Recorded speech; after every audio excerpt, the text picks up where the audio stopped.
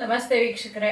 ಇವತ್ತಿನ ಸಂಚಿಕೆಯಲ್ಲಿ ಒಂದು ಆಯುರ್ವೇದಿಕ್ ಸಸ್ಯ ಮತ್ತು ಬಳ್ಳಿ, ಇದು ಏನಂದರೆ ಶಂಖಪುಷ್ಪ. ಇದ್ರ ಬಗ್ಗೆ ನೀವು ಸುಮಾರು ಕೇಳಿದ್ದೀರಾ, ತಿಳ್ಕೊಂಡಿದ್ದೀರಾ. ಇದ್ರ ಬಗ್ಗೆ ಇನ್ನು ಹೆಚ್ಚಿನ ಮಾಹಿತಿ ತಗೊಳ್ಳೋಣ. ನಮ್ಮ ಗುರುಗಳನ್ನ ಈ ಕಾರ್ಯಕ್ರಮಕ್ಕೆ ಬರಮಾಡ್ಕೊಳ್ಳೋಣ. ಬನ್ನಿ, ಅವ್ರನ್ನ ನಮ್ಮ ಕಾರ್ಯಕ್ರಮಕ್ಕೆ ಬರಮಾಡ್ಕೊಳ್ಳೋಣ. ನಮಸ್ತೆ ಗುರುಜಿ. ನಮ್ಮ ಇವತ್ತಿನ ಸಂಚಿಕೆಯಲ್ಲಿ ಶಂಖಪುಷ್ಪದ ಬಗ್ಗೆ ನೀವು ಇನ್ನೂ ತುಂಬ ಮಾಹಿತಿಗಳನ್ನ ಕೊಡಬೇಕು ಅಂತ ಕೇಳ್ಕೊತಾ ಇದ್ದೀನಿ. ನಮ್ಮ ವೀಕ್ಷಕರಿಗೆ ಅದ್ರ ಬಗ್ಗೆ ಏನು ಉಪಯೋಗ ಇದೆ, ಅದರ ಬಗ್ಗೆ ಏನು ತಿಳ್ಕೊಬೋದು ನಾವು ಅನ್ನೋದನ್ನು ಹೇಳ್ಕೊಡಿ ಗುರುಜಿ ನಮ್ಮ ವೀಕ್ಷಕರಿಗೆ. ಓಂ ಶಾಂತಿ. ವೀಕ್ಷಕರ ಅಭಿಮಾನಿಗಳೇ, ಭಕ್ತರೇ, ಗುರುಮಕ್ಕಳೇ, ನಿಮ್ಮೆಲ್ಲರಿಗೂ ಶ್ರೀ ಗೌರಿ ಗಣೇಶ ಹಬ್ಬದ ಪ್ರಯುಕ್ತ ಶುಭಾಶಯಗಳು. ಮೊದಲಿಗೆ ನಾನು ಹೇಳ್ತಾ ಇದ್ದೀನಿ, ನಿಮ್ಮದೇ ಆದ ಹೋಮ ಸನ್ಯಾಸ್ 2012 ಈ ಚಾನಲ್ ಇರುತ್ತೆ. ಇಲ್ಲಿವರೆಗೂ ನಡೆಸ್ಕೊಂಡು ಬಂದಿದ್ದೀರಾ, ನಿಮ್ಮೆಲ್ಲರೂ ಒಳ್ಳೆಯದಾಗಲಿ. ಹಾಗೇ ಇವತ್ತಿನ ಒಂದು ಕಾರ್ಯಕ್ರಮ, ಅದಕ್ಕೆ ಪ್ರಶ್ನೆಗಳನ್ನು ಪುಷ್ಪರಾಣಿ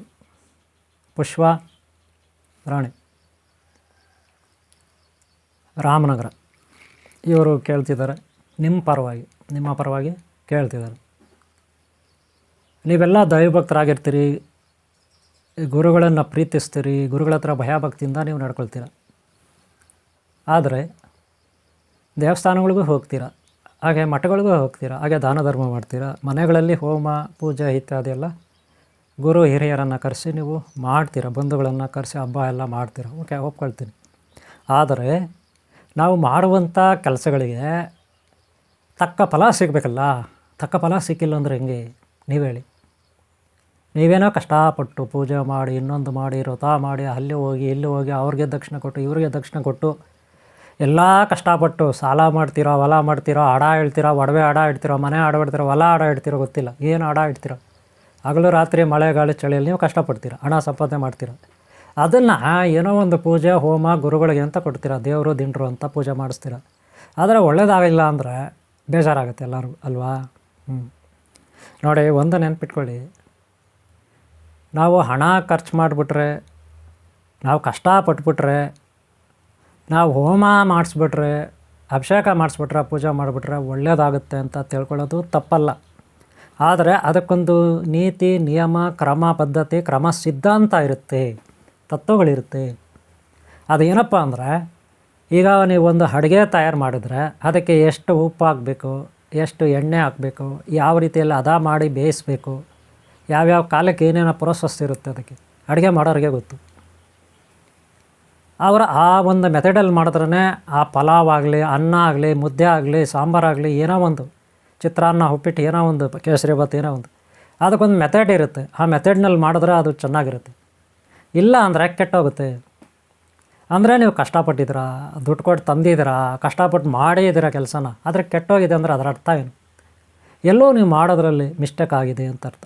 ಹಾಗೆ ಗುರುಗಳಾಗಲಿ, ದೇವರಾಗಲಿ, ಮಠಗಳಾಗಲಿ, ಮಂದಿರಗಳಾಗಲಿ, ಇನ್ನೊಂದಾಗಲಿ ಮತ್ತೊಂದಾಗಲಿ, ಅಲ್ಲಿ ಒಂದು ಒಳ್ಳೆಯ ನಿಯಮ ಇರುತ್ತೆ. ಏನಪ್ಪ ಅಂದರೆ ಒಂದು ಕ್ರಮ ಸಿದ್ಧಾಂತ. ಅದನ್ನು ತಿಳ್ಕೊಬೇಕು ನಾವು ಜೀವನದಲ್ಲಿ. ಕ್ರಮ ಸಿದ್ಧಾಂತ ಅಂದರೆ ನಿಯಮಾನುಸಾರ ಯಾವ್ಯಾವ ಕಾಲಕ್ಕೆ ಯಾವ ರೀತಿ ಮಾಡಬೇಕು ಅನ್ನೋದು. ಇದರಿಂದ ನಿಮಗೆ ದುಡ್ಡು ಉಳಿತಾಯ ಆಗುತ್ತೆ, ಸಮಯನೂ ಸೇವ್ ಆಗುತ್ತೆ, ನಿಮ್ಮ ಮನಸ್ಸಿಗೂ ಶಾಂತಿ ಇರುತ್ತೆ, ಯಾವುದೇ ಆಯಾಸ ಆಗೋದಿಲ್ಲ, ಕಷ್ಟ ಇರಲ್ಲ, ಪೂರ್ಣ ಫಲ ಸಿಗುತ್ತೆ. ಅದೇ ನಾವು ಅತಿಯಾಗಿ ಕಷ್ಟಪಟ್ಟು, ಫಾರ್ ಎಕ್ಸಾಂಪಲ್ ಯಾವುದೋ ಇಲಿಯನ್ನು ಹಿಡೀಲಿಕ್ಕೆ ಬೆಟ್ಟವನ್ನು ಹಗದ್ರಂತೆ. ಒಂದು ಇಲಿಯನ್ನು ಹಿಡೀಲಿಕ್ಕೆ ಬೆಟ್ಟವನ್ನು ಹಗದ್ರಂತೆ. ಬೆಟ್ಟದ ಪಕ್ಕದಲ್ಲಿ ಇಲಿದು ಬಿಲ ಇತ್ತು. ಆ ಇಲಿದು ಬಿಲ ಒಳಗೆ ಹೋಗೋದು ಸೇರಿಕೊಳ್ತು ಇಲಿ ಬೆಟ್ಟದ ಪಕ್ಕದಲ್ಲಿ. ಅದಕ್ಕೆ ಬೆಟ್ಟನ ಹಗದ್ರಂತೆ ಯಾರು. ಇದರ ಅವಶ್ಯಕತೆ ಇರಲಿಲ್ಲ, ಬೆಟ್ಟಾಗಿ ಅಂತ ಅವಶ್ಯಕತೆ ಇರಲಿಲ್ಲ. ಆ ಇಲಿ ಬಿಲದೊಳಗೆ ಹೊಗೆ ಬಿಟ್ಟಿದ್ರೆ ಅದು ಈಜ ಬರ್ತಿತ್ತು, ಹೊಗೆ ಇಟ್ಟಿದ್ರೆ ಅಲ್ವಾ? ಅಷ್ಟೇ, ವೆರಿ ಸಿಂಪಲ್. ಹಾಗೆ ನಮ್ಮ ಜೀವನದಲ್ಲಿ ಎಷ್ಟೆಷ್ಟೋ ಸಣ್ಣ ಕೆಲಸಗಳು ಮಾಡೋಕ್ಕೆ ತುಂಬ ಪ್ರಯಾಸ ಮಾಡ್ಕೊತಾರೆ ಕೆಲವರು. ನಿಮ್ಮ ಅಕ್ಕಪಕ್ಕ ಇರೋರೇ ನೋಡ್ರಿ ಅಲ್ವಾ? ಹಾಗೆ ನಾವೇನು ಮಾಡ್ತೀವಿ ಗೊತ್ತಿಲ್ಲದೆ, ಏನೇನೋ ಪೂಜೆ ಹೋಮ ಯಜ್ಞ ಯಾಗಾದಿಗಳು, ಅಲ್ಲಿ ಹೋಗ್ತೀರಿ ಇಲ್ಲಿ ಹೋಗ್ತೀರಿ, ಅಲ್ಲಿ ಸುತ್ತೀರಿ ಇಲ್ಲಿ ಸುತ್ತೀರಿ, ಬೇಜಾನ್ ದುಡ್ಡು ವೇಸ್ಟ್ ಆಗುತ್ತೆ, ಟೈಮ್ ವೇಸ್ಟ್ ಆಗುತ್ತೆ, ಲಾಸ್ಟ್ಗೆ ಒಳ್ಳೆಯದಾಗಲ್ಲ. ಇದಕ್ಕೆ ಕಾರಣ ನಾವು ಮಾಡ್ತಾ ಇರೋ ಕ್ರಮ ಸಿದ್ಧಾಂತ ಸರಿಯಿಲ್ಲ ಅಂತ ಅರ್ಥ ಆಯಿತು, ವಿಧಿ ವಿಧಾನಗಳು ಸರಿಯಿಲ್ಲ ಅಂತ ಅರ್ಥ ಆಯಿತು. ಅದನ್ನು ನಾವು ಫಸ್ಟ್ ತಿಳ್ಕೊಬೇಕು, ಏನೇ ಮಾಡ್ಬೇಕಾದ್ರು. ಗೊತ್ತಾಯ್ತಲ್ಲ? ಈಗ ನೋಡೋಣ. ಶಂಖಪುಷ್ಪ ಶಂಖಪುಷ್ಪ ಅಥವಾ ಅಪರಾಜಿತ ಹೂ ಅಂತ. ಅಪರಾಜಿತ ಹೂ. ಶಂಖಪುಷ್ಪ ಅಂದರೆ ಏನಪ್ಪ ಅಂದರೆ, ನೀವು ಈ ಸ್ಕ್ರೀನ್ ಮೇಲೆ ನೋಡ್ಬೋದು. ಈ ಸ್ಕ್ರೀನ್ ಮೇಲೆ ಶಂಖಪುಷ್ಪನ ಈಗ ನೀವು ನೋಡ್ಬೋದು. ನೀವು ನೋಡಿ, ಅದು ಯಾವ ರೀತಿ ಇರುತ್ತೆ. ಬ್ಲೂ ಕಲರ್ ಇರುತ್ತೆ. ಎಲೆಗಳು ಹಸಿರು ಇರುತ್ತೆ. ಈ ಎಲೆಗಳು ಇದ್ರದ್ದು ಗಿಡ ಬಳ್ಳಿ ಥರ ಹೋಗುತ್ತೆ. ಹೂವು ಬಂದು ಶಂಖದ ಥರನೇ ಇರುತ್ತೆ. ನೋಡೋಕ್ಕೆ ಶಂಖ ಹೆಂಗಿದೆ ಹಂಗೆ ಇರುತ್ತೆ. ಇದು ನೀವೆಲ್ಲ ನೋಡಿರ್ತೀರ. ನೋಡಿಲ್ಲ ಅಂದರೆ ಇಲ್ಲಿ ನೋಡ್ಕೊಳ್ಳಿ. ಮುಂದೆ ಯಾವತ್ತಾದರೂ ನೀವು ನೋಡ್ಬೋದು. ಇದು ಏತಕ್ಕೆಲ್ಲ ಪ್ರಯೋಜನ ಅಂತ ಒಂದು ಸಾರಿ ನೋಡ್ಕೊಂಡು ಹೋಗೋಣ. ನಾನು ಇಷ್ಟೊತ್ತು ಹೇಳಿದೆ, ನೀವು ದೇವಸ್ಥಾನದಲ್ಲಿ ಹೂಗಳಿಡ್ತೀರ. ಏನೇನು ಹೂಗಳಿಡ್ತೀರ?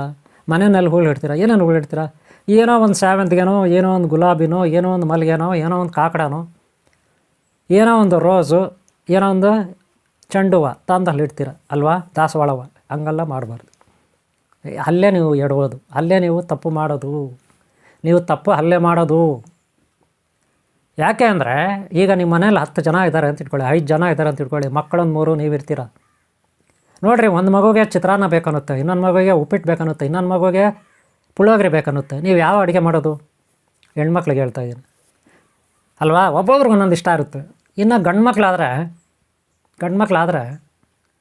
ಗಂಡಸರಾದರೆ ಒಬ್ಬೊಬ್ರಿಗೆ ಒಂದೊಂದು ಇಷ್ಟ ಇರುತ್ತೆ. ಒಂದೊಂದು ಕಲರ್ ಬಟ್ಟೆ ಇಷ್ಟ ಇರುತ್ತೆ, ಒಂದೊಂದು ಕಲರ್ ಊಟ ಇಷ್ಟ ಇರುತ್ತೆ, ಒಂದೊಂದು ಟೇಸ್ಟ್ಗಳು ಅವ್ರದ್ದೇ ಆದ ಬೇರೆ ಬೇರೆ ಡ್ರಿಂಕ್ಸ್ ಇರ್ತದೆ, ಕೂಲ್ ಡ್ರಿಂಕ್ಸ್ ಇರ್ತದೆ, ಅವರೇ ಇದು. ಎಲ್ಲರೂ ಒಂದೇ ತಗೊಳ್ಳಲ್ಲ, ಎಲ್ಲರಿಗೂ ಒಂದೇ ಅಭಿರುಚಿ ಇರಲ್ಲ. ಹಾಗೆ ದೇವತೆಗಳಲ್ಲಿ ಒಬ್ಬೊಬ್ರಿಗೆ ಒಂದೊಂದು ಅಭಿರುಚಿ ಇರುತ್ತೆ. ಉದಾಹರಣೆಗೆ ಶನೇಶ್ವರ, ಆತನಿಗೆ ಒಂದು ಅಭಿರುಚಿ ಇರುತ್ತೆ. ಅದೇ ರಾಹು ಕೇತುಗೆ ಅವ್ರಿಗೆ ಒಂದು ಅಭಿರುಚಿ ಇದೆ. ರಾಹುಗೆ ಬೇರೆ, ಕೇತುಗೆ ಬೇರೆ, ಶನೇಶ್ವರನಿಗೆ ಬೇರೆ. ಹಾಗೆ ಶುಕ್ರದೇವನಿಗೆ ಜಯಂತ ಮತ್ತು ಶುಕ್ರದೇವರು ಬೇರೆ. ಹಾಗೆ ತಾರಾಮತ ಗುರುದೇವ್ ಬೇರೆ. ಹಾಗೆ ಬುಧದೇವ ಬೇರೆ. ಹಾಗೆ ಮಂಗಳದೇವ ಬೇರೆ. ಹಾಗೆ ಸೋಮೇಶ್ವರಿ ಚಂದ್ರದೇವ ಬೇರೆ. ಹಾಗೆ ಸೂರ್ಯ ಭಗವಾನ್ ಬೇರೆ ಅಲ್ವಾ? ಇವರೆಲ್ಲ ಬೇರೆ ಬೇರೆ ಟೇಸ್ಟ್ಗಳಿರುತ್ತೆ. ಇನ್ನು ಅವ್ರು ಬಿಟ್ಟರೆ ಇಂದ್ರಾದಿ ದೇವತೆಗಳು ಅವ್ರು ಬೇರೆ. ಹಾಗೆ ಋಷಿಮುನಿಗಳು ಅವ್ರು ಬೇರೆ. ಇವರ ದೇವತೆಗಳು ದೇವತೆಗಳಲ್ಲೇ ಬೇರೆ ಬೇರೆ ಟೈಪ್ ಅಭಿರುಚಿ. ಈಗ ಮನುಷ್ಯರಲ್ಲಿಲ್ವಾ? ಒಬ್ಬೊಬ್ರಿಗೂ ಒಂದೊಂದು ಅಭಿರುಚಿ. ಒಬ್ಬೊಬ್ಬರು ಒಂದೊಂದು ಕಲರ್ ಇಷ್ಟಪಡ್ತಾರೆ. ಕಲರುಗಳು, ಬಟ್ಟೆ ಇರ್ಬೋದು, ಗಾಡಿಗಳಿರ್ಬೋದು, ಏನೇ ಆಗಲಿ. ಹಾಗೆ ಒಬ್ಬೊಬ್ಬರು ಒಂದೊಂದು ಊಟ ಇಷ್ಟಪಡ್ತಾರೆ, ಟೇಸ್ಟ್ಗಳು. ಒಬ್ಬೊಬ್ಬರು ಒಂದೊಂದು ಡ್ರಿಂಕ್ಸ್ ಇಷ್ಟಪಡ್ತಾರೆ. ಅದು ಅವರವರು ಇಂಡಿಪೆಂಡೆಂಟು ಅಲ್ವಾ? ಹಾಗೆ ದೇವತೆಗಳು ಅಷ್ಟೇ, ಗ್ರಹಗಳು ಅಷ್ಟೇ, ದಿಕ್ಪಾಲಕರು ಅಷ್ಟೇ. ನೆನಪಿಟ್ಕೊಳ್ಳಿ. ಅದಕ್ಕೆ ನಾವು ಬುದ್ಧಿವಂತರಾದರೆ ಯಾವ್ಯಾವ ದೇವರು ಹೊಲ್ಸ್ಕೋಬೇಕಾರೆ ಯಾವ್ಯಾವ ಹೂವು ಇಡಬೇಕು ಅದು ಕಲ್ಕೋಬೇಕು. ಇವತ್ತು ನಾವು ಶಂಖಪುಷ್ಪದ ಬಗ್ಗೆ ನೋಡೋಣ. ಇದೇನೇನಕ್ಕಾಗುತ್ತೆ, ಯಾವ ದೇವ್ರಿಗಾಗುತ್ತೆ ಅಂತ, ಈ ಗಿಡ ಏನೇನಕ್ಕಾಗುತ್ತೆ ಅಂತ. ಓಕೆನಾ? ಇದು ನೋಡೋಣ. ನೋಡಿರಿ, ಶಂಖಪುಷ್ಪ ಬಂದು ಮೊದಲಿಗೆ ಲಕ್ಷ್ಮಿ, ಜಗನ್ಮಾತೆ, ಆದಿಶಕ್ತಿ, ಪರಾಶಕ್ತಿ, ಅಷ್ಟೈಶ್ವರ ಮತ್ತು ಲಕ್ಷ್ಮಿಗೆ ಈ ಹೂವು ಭಾಳ ಶ್ರೇಷ್ಠ. ನೀವು ಡೈಲಿ ಪೂಜೆ ಮಾಡಿ ಅಥವಾ ಶುಕ್ರವಾರ ಗುರುವಾರ ಮಾಡಿ ಈ ಶಂಖಪುಷ್ಪ ಯೂಸ್ ಮಾಡಿ. ಯಾರಿಗೆ? ಲಕ್ಷ್ಮಿಗೆ. ಓಕೆನಾ? ಹಾಗೆ ವಿದ್ಯಾ ಮತ್ತು ಸರಸ್ವತಿ. ಯಾಕೆಂದರೆ ಎಷ್ಟೋ ಜನ ಮಕ್ಕಳಿಗೆ ವಿದ್ಯೆ ಅಂಟಲ್ಲ, ಎಷ್ಟೋ ಜನ ದೊಡ್ಡವ್ರಿಗೆ ಮೆಮೊರಿ ಕರೆಕ್ಟಾಗಿರಲ್ಲ. ಅದಕ್ಕೆ ಈ ಪುಷ್ಪ ಸರಸ್ವತಿ ಪೂಜೆಗೆ ಯೋಗ್ಯ, ಲಕ್ಷ್ಮೀ ಪೂಜೆಗೆ ಯೋಗ್ಯ. ಅಷ್ಟೇ ಅಲ್ಲ ರೀ, ವಿಘ್ನೇಶ್ವರನ ಪೂಜೆಗೂ ಒಳ್ಳೆ ಬ್ರೈನ್ ಇಂಪ್ರೂವ್ ಆಗಬೇಕಂದ್ರೆ, ನಮ್ಮ ಮೆದುಳಿದೆಯಲ್ಲ ಮೆದುಳು ಅದು ಇಂಪ್ರೂವ್ ಆಗಬೇಕಂದ್ರೆ, ಮೆಮೊರಿ ಎಲ್ಲ ಕರೆಕ್ಟಾಗಿರ್ಬೇಕಂದ್ರೆ, ತಲೆನೋವು ಬರಬಾರ್ದು ಅಂದರೆ, ಜ್ಞಾಪಕ ಶಕ್ತಿ ಕರೆಕ್ಟಾಗಿರ್ಬೇಕಂದ್ರೆ, ನಮ್ಮ ಬ್ರೈನ್ ಒಟ್ಟಿನಲ್ಲಿ ಇಂಪ್ರೂವ್ ಆಗಬೇಕು. ಅದಕ್ಕೆ ಶಂಖಪುಷ್ಪ. ಇದನ್ನು ಯಾವ ರೀತಿ ಯೂಸ್ ಮಾಡೋದಂತ ಆಮೇಲೆ ಹೇಳ್ತೀನಿ. ಆಮೇಲೆ ದೇವರುಗಳಿಗೆ ಯಾವುದು? ಲಕ್ಷ್ಮಿ. ಶನೇಶ್ವರನಿಗಂತೂ ತುಂಬಾ ಇಷ್ಟ. ಶಿವನಿಗೂ ಇಷ್ಟ. ಕೃಷ್ಣನಿಗೂ ಇಷ್ಟ. ಈ ಶಂಖಪುಷ್ಪ ನೋಡ್ರಿ, ಇದರಲ್ಲಿ 2 ಟೈಪ್ 3 ಟೈಪ್ ಇರುತ್ತೆ. ಬಿಳಿ ಹೂವನೂ ಇರುತ್ತೆ, ಬ್ಲೂ ಕಲರ್ ಇರುತ್ತೆ.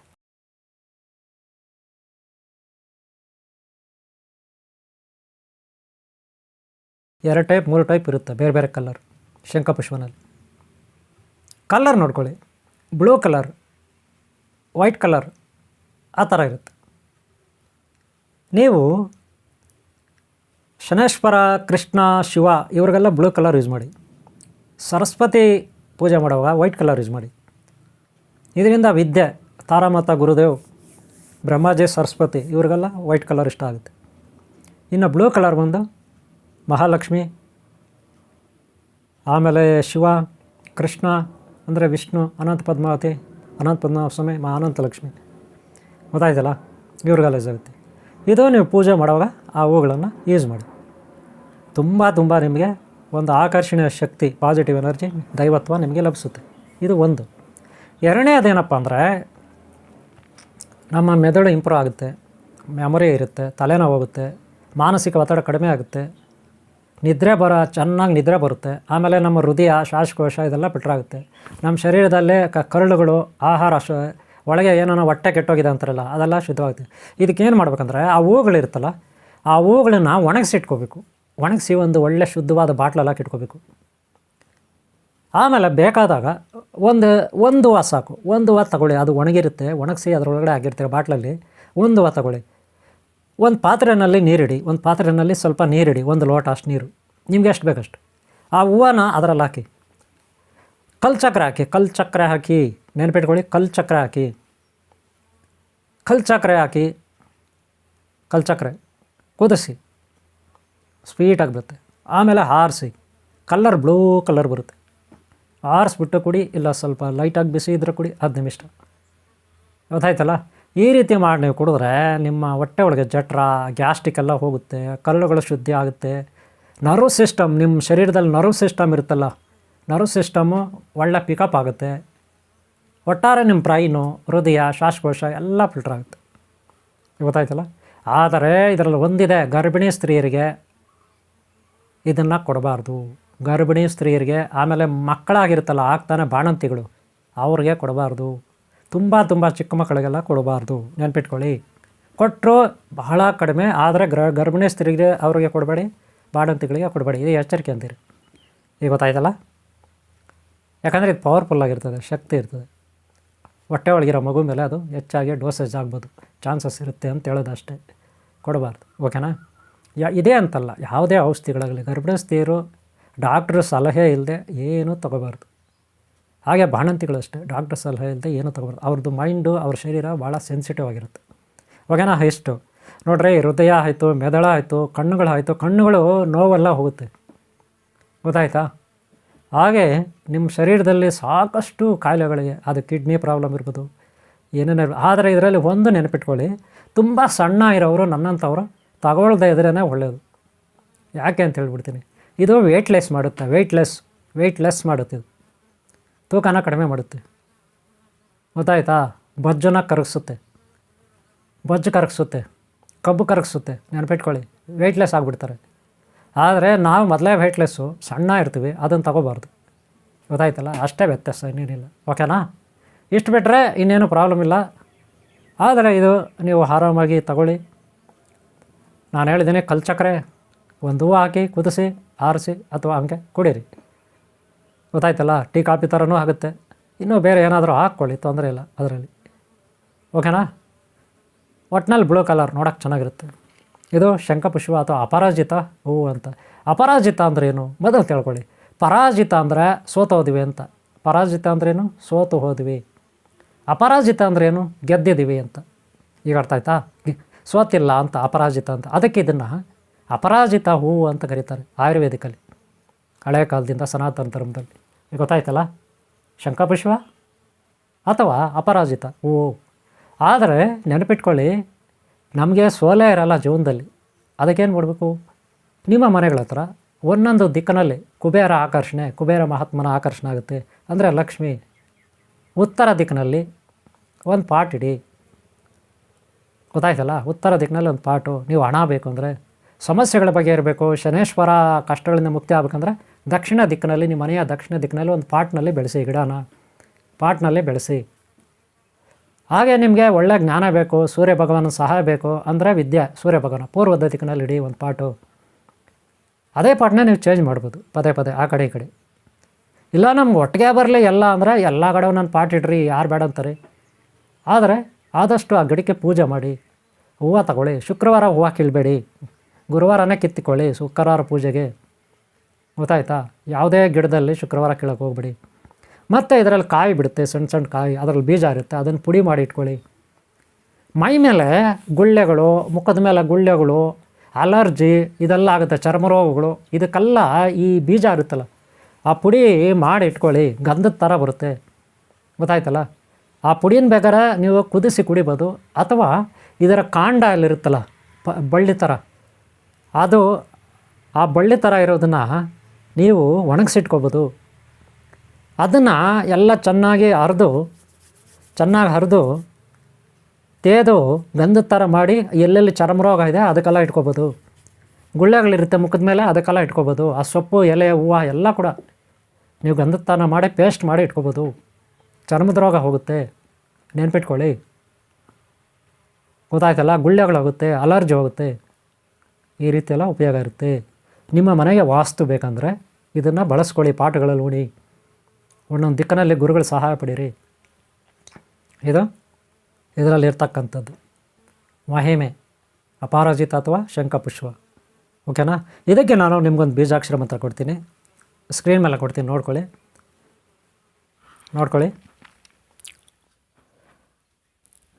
ಓಂ ಶ್ರೀಂ ಕ್ಲೀಂ ರೀಂ ಗಂ ಶಾಂ ಸಂ ಗುರುಶಕ್ತಿ ಕುರು ಸ್ವಾಹ. ಈ ರೀತಿ ಇರುತ್ತೆ, ನೋಡ್ಕೊಳ್ಳಿ. ಇಲ್ಲೊಂದು ಸಾರಿ ನೋಡ್ಕೊಳ್ಳಿ, ಹೇಳ್ತೀನಿ. ಓಂ ಶ್ರೀಂ ಕ್ಲೀಂ ರೀಂ ಗಂ ಶಾಂ ಸಂ ಗುರುಶಕ್ತಿ ಕುರು ಸ್ವಾಹ. ಈ ರೀತಿ ಈ ಒಂದು ಬೀಜಾಕ್ಷರ ಮಂತ್ರ ಇರುತ್ತೆ. ಇದನ್ನು ಒಂದು ದಿನಕ್ಕೆ 1008 ಜಪ ಮಾಡಬೇಕು, ನೆನಪಿಟ್ಕೊಳ್ಳಿ. ಅದಕ್ಕೆ 5 ಸಾರಿ ಕೂತ್ಕೊಳ್ಳಿ.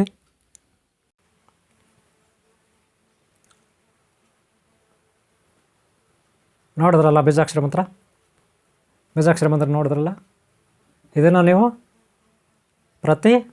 ನಿಮಗೆ ಹಣ ಬೇಕು ಅಂದರೆ, ಜೀವನದಲ್ಲಿ ಸುಖಭೋಗಗೊಳ್ಬೇಕಂದ್ರೆ ಬುಧವಾರ ನೀವು ನೈವೇದ್ಯ ಇಡಬೇಕು ಗಣಪತಿಗೆ. ಏನಾದರೂ ಸ್ವೀಟ್ಸ್ ಮಾಡಿ, ನಿಮ್ಮ ಮನೆ ಹತ್ರ ಪಾಟ್ ಇದ್ದರೆ ಪಾಟಿಗೆ ಪೂಜೆ ಮಾಡಬೇಕು ಡೈಲಿ 21 ದಿನ. ಕಷ್ಟಗಳ ನಿವಾರಣೆಗೆ ಸಂಕಷ್ಟಹರ ಗಣಪತಿ. ಆ ದಿನ ಸಂಕಷ್ಟಹರ ಚತುರ್ಥಿ ಬರುತ್ತೆ, ತಿಂಗಳು ಒಂದು ಸಾರಿ. ಆ ಟೈಮಲ್ಲಿ ನೀವು ಏನಾದರೂ ನೈವೇದ್ಯ ಇಡಿ, ಅಥವಾ ಪ್ರತಿ ಬುಧವಾರ ನೈವೇದ್ಯ ಇಡಿ ಮನೆಯಲ್ಲಿ. ನಿಮ್ಮ ಮನೇಲಿ ಪಾಟ್ ಹತ್ರ ಉಣ್ಬಿಟ್ಟು ಇದಕ್ಕೆ ಊದ್ಕಡ್ಡಿ ಕರ್ಪೂರ ಬೆಳಗ್ಗೆ ಈ ಹೂವನ್ನು ಬಳಸಿ ಗಣಪತಿಗೆ, ಕಷ್ಟಗಳು ನಿವಾರಣೆ ಆಗುತ್ತೆ. ಹಾಗೆ ಲಕ್ಷ್ಮಿಗೆ ಶುಕ್ರವಾರ ಅಥವಾ ಗುರುವಾರ ಅವತ್ತು ನೈವೇದ್ಯ ಮಾಡಿ. ಗುರುವಾರ ಆದರೆ ಪುಳಿಯೋಗರೆ ಮಾಡಿ, ಶುಕ್ರವಾರ ಆದರೆ ಪಾಯಸ ಮಾಡಿ, ಅವತ್ತು ನೈವೇದ್ಯ. ಲಕ್ಷ್ಮೀ ಆರಾಧಿಸ್ಬೇಕಾದ್ರೆ 48 ದಿನ ಪ್ರತಿ ಶುಕ್ರವಾರ ನೈವೇದ್ಯ ಇಡಬೇಕು. ಆದರೆ ಮಂತ್ರ, ಬೀಜಾಕ್ಷರ ಮಂತ್ರ ನಾನು ಏನು ಕೊಟ್ಟಿದ್ದೀನಿ, ಇದನ್ನು ಡೈಲಿ 10 ನಿಮಿಷ ಬೆಳಗ್ಗೆ ಕೂತ್ಕೊಳ್ಳಿ. 10 ನಿಮಿಷ ಆ ಮಂತ್ರವನ್ನು ನೋಡ್ಕೊಂಡು ಹೇಳ್ಕೊಳ್ಳಿ. 10 ನಿಮಿಷ ಕದಲಬೇಡಿ, ಪದ್ಮಾಸನದಲ್ಲಿ ಕೂತ್ಕೊಳ್ಳಿ. ಫೋಟೋ ಇಟ್ಕೊಳ್ಳಿ ಮುಂದ್ಗಡೆ, ನಿಮ್ಗೆ ಯಾವ ದೇವ್ರದ್ದು ಬೇಕೋ ಆ ದೇವ್ರದ್ದು. ಇದೇ ಮಂತ್ರ ಆಗುತ್ತೆ. ಓಕೆನಾ? ಆಮೇಲೆ 48 ದಿನ ಪ್ರತಿ ಶುಕ್ರವಾರ ಲಕ್ಷ್ಮಿಗಾದರೆ ಅಷ್ಟೈಶ್ವರ್ಯ ಮತ್ತು ಕುಬೇರ ಎಲ್ಲದಕ್ಕೂ ಆಗುತ್ತೆ. ಇನ್ನು ಶನೇಶ್ವರ ಅಂದರೆ ಪ್ರತಿ ಶನಿವಾರ ನೈವೇದ್ಯ ಮಾಡಬೇಕು. ಎಳ್ಳು ದೀಪ ಬರುತ್ತೆ. ಗ್ರಂಥಿ ಅಂಗಡಿಯಲ್ಲಿ ಕೇಳಿದ್ರೆ ಶನೇಶ್ವರನಿಗೆ ಎಳ್ಳು ದೀಪ, ಕೆಲವು ಕಾಯಿಗಳು ಬರುತ್ತೆ. ಹಾಗೆ ಎಳ್ಳಿನ ಎಣ್ಣೆ ಯೂಸ್ ಮಾಡಿ ಶನೇಶ್ವರಿಗೆ. ಈ ಹೂವು ಬ್ಲೂ ಕಲರ್ ಯೂಸ್ ಮಾಡಿ. ಆದರೆ ನಿಮ್ಮ ಮನೆಯಲ್ಲಿ ಶನೇಶ್ವರ ಫೋಟೋ ಇಟ್ಕೊಳ್ಳೋಂಗಿಲ್ಲ ಅಂತಾರೆ, ನಿಜ. ಆದರೆ ಶಿವ ಇರ್ತಾನಲ್ಲ, ಈಶ್ವರ, ಹನುಮಾನ್ ದೇವರು, ವೆಂಕಟೇಶ್ವರ ಸ್ವಾಮಿ, ಅವ್ರಿಗೆ ಆರಾಧಿಸ್ಬೋದು. ಅಥವಾ ದೇವಸ್ಥಾನಕ್ಕೆ ಹೋಗಿ ಈ ಹೂವನ್ನು ತೊಗೊಂಡೋಗಿ ಕೊಡ್ಬೋದು ನೀವು. ಓಕೆನಾ? ಈ ರೀತಿ ಇರುತ್ತೆ. ಹಾಗೆ ನಿಮ್ಗೆ ಬೇಕಾದ ದೇವ್ರನ್ನ ಆರಾಧಿಸ್ಬೋದು. ಈ ಹೂವು ಎಲ್ಲದಕ್ಕೂ ಆಗುತ್ತೆ. ಓಕೆನಾ? ಇಷ್ಟು ಮಾಡ್ಕೊಳ್ಳಿ, ನಿಮ್ಗೆ ಒಳ್ಳೆಯದಾಗುತ್ತೆ. ಈ ಮಂತ್ರವನ್ನು 48 ದಿನ ಪಠಣ ಮಾಡಿ. ಡೈಲಿ ಬೆಳಗ್ಗೆ 10 ನಿಮಿಷ, ಮಧ್ಯಾಹ್ನ 10 ನಿಮಿಷ, ಸಂಜೆ 10 ನಿಮಿಷ, ರಾತ್ರಿ 10 ನಿಮಿಷ, ಈ ರೀತಿ ಒಂದು ದಿನಕ್ಕೆ 5 ಸಾರಿ ಮಂತ್ರನ 10 ನಿಮಿಷ ಪಠಣ ಮಾಡ್ಕೊಳ್ಳಿ. ಖಂಡಿತ ನಿಮ್ಮ ಕಷ್ಟಗಳು ನಿವಾರಣೆ ಆಗುತ್ತೆ. ರೋಗಗಳಿಂದ, ದಾರಿದ್ರ್ಯದಿಂದ, ಶತ್ರುಬಾಧೆಯಿಂದ, ಕಷ್ಟ ಕಾರ್ಬಾಳದಿಂದ, ನಷ್ಟಗಳಿಂದ, ಜೀವನದಲ್ಲಿ ಆಗ್ತಕ್ಕಂಥ ನಷ್ಟಗಳ ಸಮಸ್ಯೆಗಳಿಂದ ಖಂಡಿತ ನೀವು ಮುಕ್ತರಾಗ್ತಾರೆ, ಯಾವುದೇ ಸಂದೇಹ ಇಲ್ಲ. ಗೊತ್ತಾಯ್ತಲ್ಲ? ಪುಷ್ಪ ರಾವಣ ಇರಬೇಕು ಇವ್ರ ಹೆಸರು. ಪುಷ್ಪ ಇವರು ರಾಮನಗರ. ಇವ್ರು ಕೇಳಿದ ಈ ಪ್ರಶ್ನೆ ನಿಮ್ಮ ಪರವಾಗಿ ನನಗೆ ಗೊತ್ತಿರೋದ್ರಲ್ಲಿ ಒಂದು ಅಷ್ಟು ಮಾಹಿತಿ ಕೊಟ್ಟಿದ್ದೀನಿ. ಇದು ಎಲ್ಲೆಂದರಲ್ಲಿ ಬೆಳೆಯುತ್ತೆ ಗಿಡ, ರಸ್ತೆ ಬದಿಗಳಲ್ಲಿ, ಅಲ್ಲಿ ಇಲ್ಲಿ ಕುರ್ಚಲು ಪ್ರದೇಶಗಳಲ್ಲಿ ಎಲ್ಲ ಬೆಳೆಯುತ್ತೆ. ತೊಗೊಂಡು ಬನ್ನಿ, ಅದರ ಬಳ್ಳಿ ತೊಗೊಂಡು ಬನ್ನಿ, ಇಲ್ಲ ಗಿಡ ತೊಗೊಂಡು ಬನ್ನಿ, ಮನೆಯಲ್ಲಿ ಉಣಿ, ಬೀಜ ತೊಗೊಂಡು ಬನ್ನಿ. ಎಲ್ಲಂದ್ರಲ್ಲಿ ಭಾಳ ಈಸಿಯಾಗಿ ಬೆಳೆಯುತ್ತೆ. ಉಪಯೋಗಿಸ್ಕೊಳ್ಳಿ. ನಮ್ಮ ಸನಾತನ ಹಿಂದೂ ಧರ್ಮ ಇದು ನಮಗೆ ಕೊಟ್ಟಿದೆ ಗಿಫ್ಟಾಗಿ. ಎಲ್ಲರಿಗೂ ಒಳ್ಳೆಯದಾಗಲಿ. ಏನಾದ್ರೂ ಕಾಮೆಂಟ್ ಬಾಕ್ಸಲ್ಲಿ ಬರೆಯೋದಿದ್ರೆ ಬರೀರಿ, ನನ್ನ ನಂಬರ್ ಇರುತ್ತೆ, ಕೇಳಿ. ಬೀಜಾಕ್ಷರ ಮಂತ್ರ ಉಪದೇಶ ತೊಗೋಬೋದು ನೀವು, ಇಲ್ಲ ಆನ್ಲೈನ್ ಕ್ಲಾಸಸ್ ಇರುತ್ತೆ, ನೀವು ಸೇರ್ಕೋಬೋದು. ಓಕೆನಾ? ಓಕೆ, ನಿಮ್ಗೆ ಇಷ್ಟ ಆದರೆ ವಿಡಿಯೋವನ್ನು ಲೈಕ್ ಮಾಡಿ. ಹಾಗೆ ಹಿಂದಿನ ಭಾಗಗಳು ನೋಡಿ, ಮುಂದಿನ ಭಾಗಗಳು ನೋಡಿ, ಸಬ್ಸ್ಕ್ರೈಬ್ ಆಗಿಲ್ಲ ಹಾಕ್ಕೊಳ್ಳಿ. ಎಲ್ಲರೂ ಒಳ್ಳೆಯದಾಗಲಿ. ಓಂ ಶಾಂತಿ, ಓಂ ಶಾಂತಿ, ಓಂ ಶಾಂತಿ. ಧನ್ಯವಾದಗಳು ಗುರುಜಿ. ನಮ್ಮ ವೀಕ್ಷಕರಿಗೆ ಇಷ್ಟೊಂದೆಲ್ಲ ಒಳ್ಳೆಯ ಉಪಯೋಗವಾಗುವಂಥ ಮಾಹಿತಿಗಳನ್ನ ಕೊಟ್ಟಿದ್ದಕ್ಕೆ ವೀಕ್ಷಕರ ಕಡೆಯಿಂದ ನಿಮ್ಗೆ ಹೃದಯಪೂರ್ವಕ ಧನ್ಯವಾದಗಳು.